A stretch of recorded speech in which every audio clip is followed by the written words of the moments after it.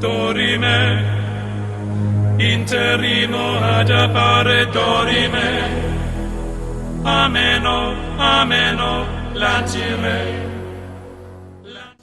Dados biográficos. Augusto Carvalho Rodrigues dos Anjos é considerado um dos mais importantes poetas paraibanos e nacionais, com uma única obra que, no entanto, marcou a poesia nacional de forma definitiva. Nasceu no dia 20 de abril de 1884 no Engenho Pau d'Arco, à época pertencente ao município de Cruz do Espírito Santo e hoje ao município de Sapé, Paraíba, filho do bacharel Alexandre Rodrigues dos Anjos e de Córdula Carvalho Rodrigues dos Anjos, conhecida por todos como Sinhá Mocinha.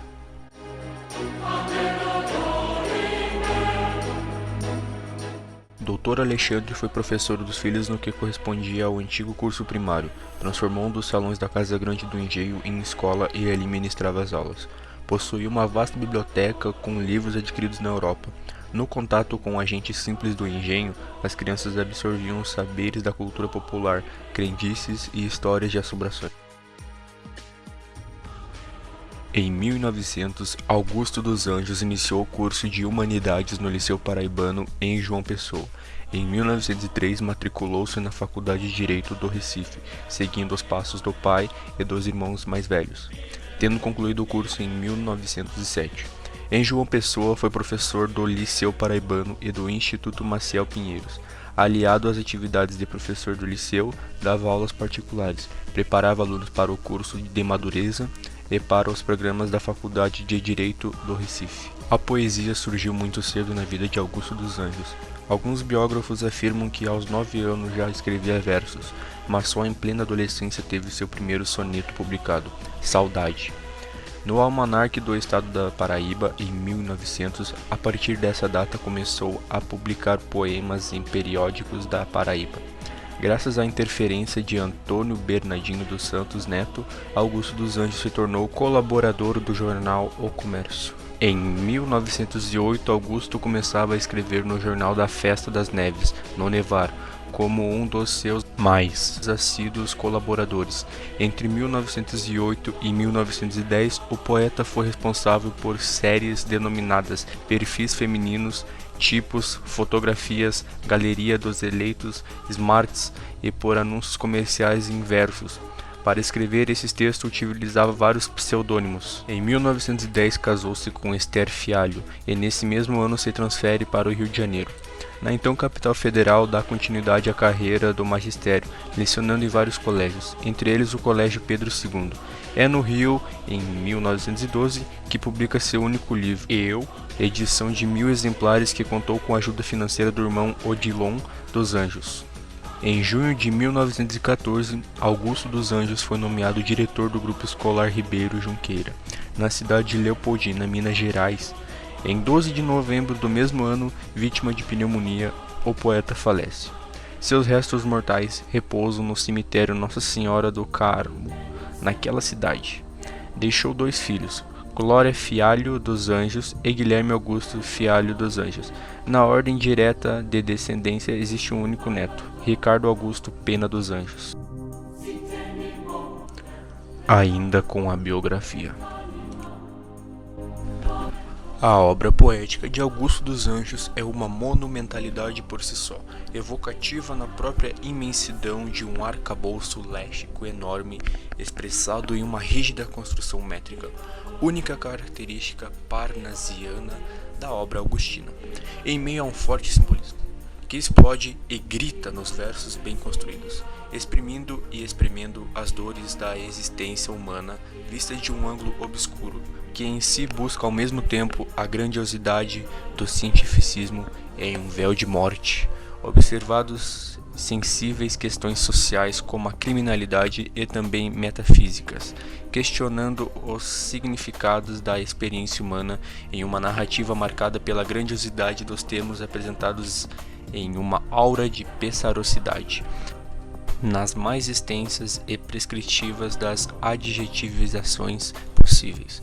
Augusto nos traz, na sombra da verdade, a face da treva espessa, única verdadeira realidade que este Augusto coloca em um luminar de originalidade em todos os sentidos subjacentes, nas mais imprevisíveis uniões de palavras, nas mais marcantes conclusões.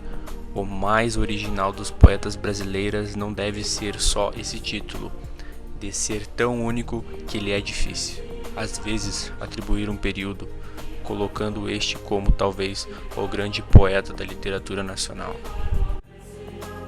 Válido é lembrar que Augusto nos presenteia com imensos poemas, porém aqui teremos sonetos em virtudes cronológicas, para que o leitor não se canse, mas se interesse para investigar a treva. Primeiro poema: Idealização da humanidade futura. Rugia nos meus centros cerebrais a multidão dos séculos futuros, homens que a herança de ímpeto impuros tornara etnicamente irracionais. Não sei que livro em letras grafais meus olhos liam, no humus dos monturos realizavam seus partos mais obscuros, dentre as genealogias animais.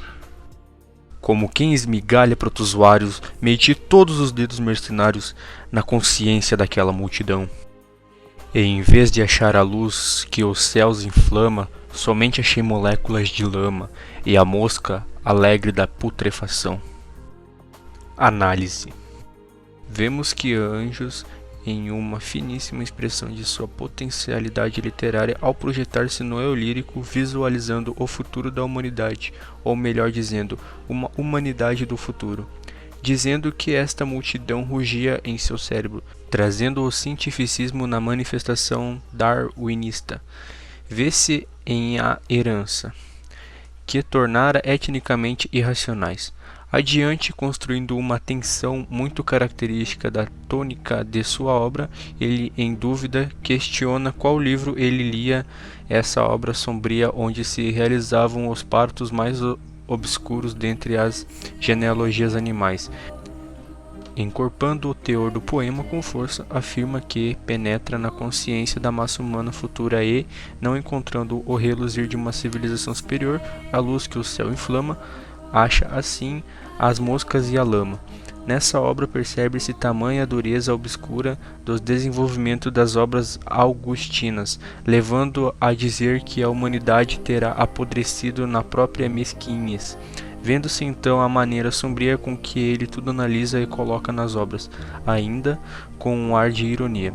A mosca alegre da putrefação, uma idealização verdadeiramente sombria, verdadeiramente digna de seu autor.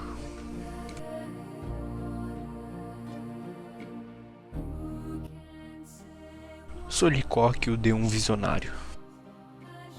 Para desvingar o labirinto do velho e metafísico mistério, comi meus olhos crus no cemitério, numa antropofagia de faminto.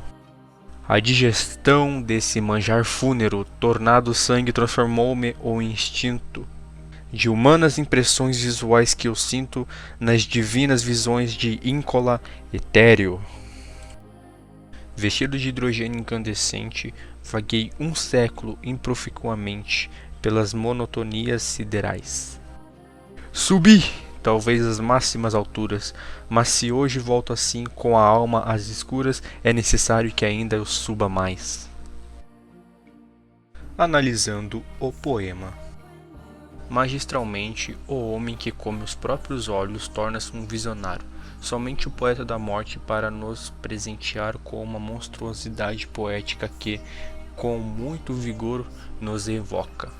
O eu lírico come os próprios olhos para entender o mistério, em pleno cemitério, digerindo e na corrente sanguínea as impressões oculares mundanas foram substituídas por visões celestiais.